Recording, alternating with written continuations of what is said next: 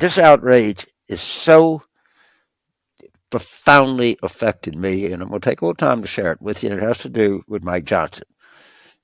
Mike Johnson is always telling us about how holy he is in the Ten Commandments. Of course, I demonstrated beyond any shadow of a doubt that he violated the ninth commandment when he bore false witness against me, when he tweeted out publicly that I'd said Christianity was a greater threat to the United States than Al Qaeda. Of course, I never said anything. Of course, I've never heard from him because, frankly, I think he's a human piece of shit.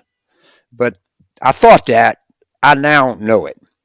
I want to refer you to The Guardian, which is very, very well done. It's out of London, but it's got a huge following here in the United States, and it's a very high standard of journalism. As we know, Mike Johnson uses his teenage daughter and son as props for his war on women. I think it's putrid. I think it's disgusting. I think you're bringing great harm to your own children. You say that your wife had a pastoral counseling business. I've never heard. I'm sure she was trying to counsel people anti-gay conversion therapy and anti-masturbation therapy and all the stupid shit that they try to do. But the one thing that Mike Johnson also uses his dad as a prop, Patrick Johnson, and talked about him very movingly as he accepted the speakership. Patrick Johnson was a Shreveport firefighter.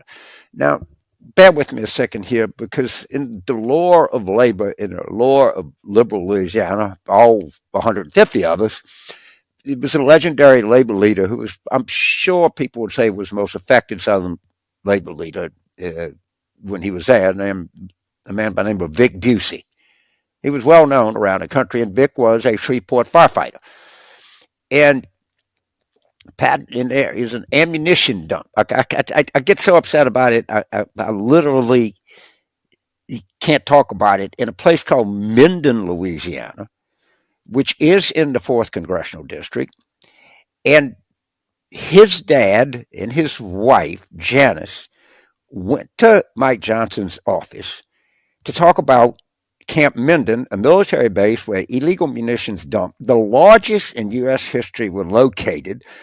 Munitions had spontaneously exploded years before, causing a 4-mile blast radius.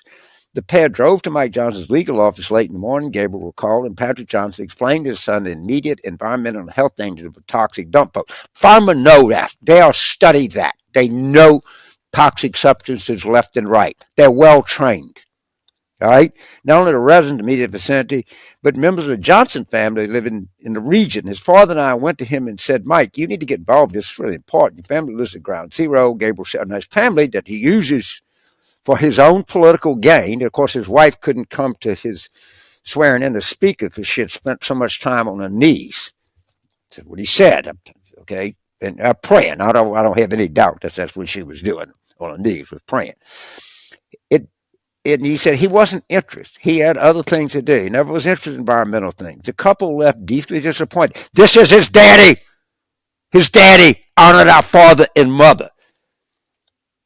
All right. Gabriel, 72, has thought about this and failed to appeal Johnson repeatedly in recent years. This is not a good human being by any definition. And I'm never, ever going to give up. I'm going to come after you. I'm going to keep coming after you. I'm going to mock you. I'm going to ridicule you. I'm going to do everything to run your ass out of office. You are a disgrace to the state of Louisiana and to the United States of America. Period. End of story.